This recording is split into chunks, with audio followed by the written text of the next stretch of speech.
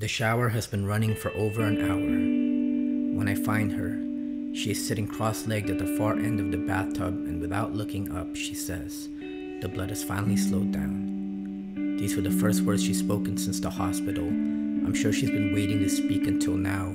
At least here, with the water streaming down her face, there's no way for me to tell if she's been crying. She says, "Remind me tomorrow to cancel the baby registry." What am I supposed to say? I'm supposed to be good with words, but right now, there's a bright pink river snaking its way towards the drain, and I can't get my tongue to paddle us upstream back into her womb where we left our happiness yesterday. I read the story of a 12-year-old boy, locked for 2 years in the bathroom, the light switch covered with duct tape to keep him from turning on the lights. When they found him, he was too weak to climb out of the bathtub on his own. Before that, I read the story of a 3-year-old child, hung upside down and beaten with a frying pan, then left to die on the floor while his parents fucked on the air mattress next to him. Before that, I read the story of a 6-year-old girl who felt the only way to overcome the bullying was to hang herself with a jump rope. A jump rope.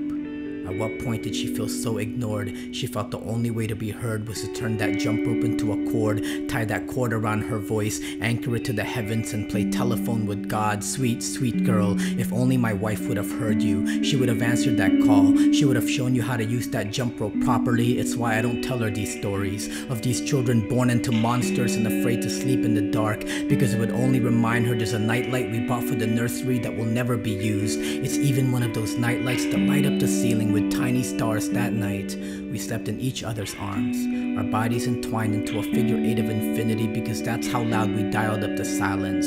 And the only words of comfort I could muster was to tell her we'll just be the best aunt and uncle to everyone else's kids. Like this was some sort of consolation prize. Sometimes the math just doesn't add up. On one end is a child wanting nothing more than a safe place to sleep. On the other, our parents staring at a crib they will never get to assemble. My God, do you not see this? Can you not do something to close the distance? Or at least tell me what to say to my wife to lift her up. When an empty room feels so heavy, all she can do is collapse in the corner of our bathtub that Sunday.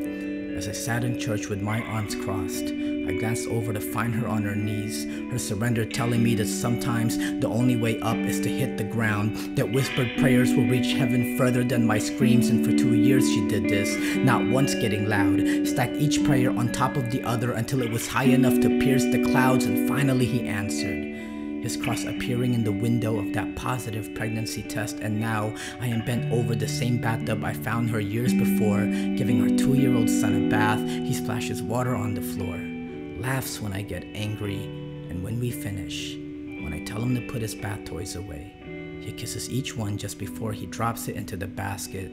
He knows how to love because he is loved. He knows how to love because he is loved.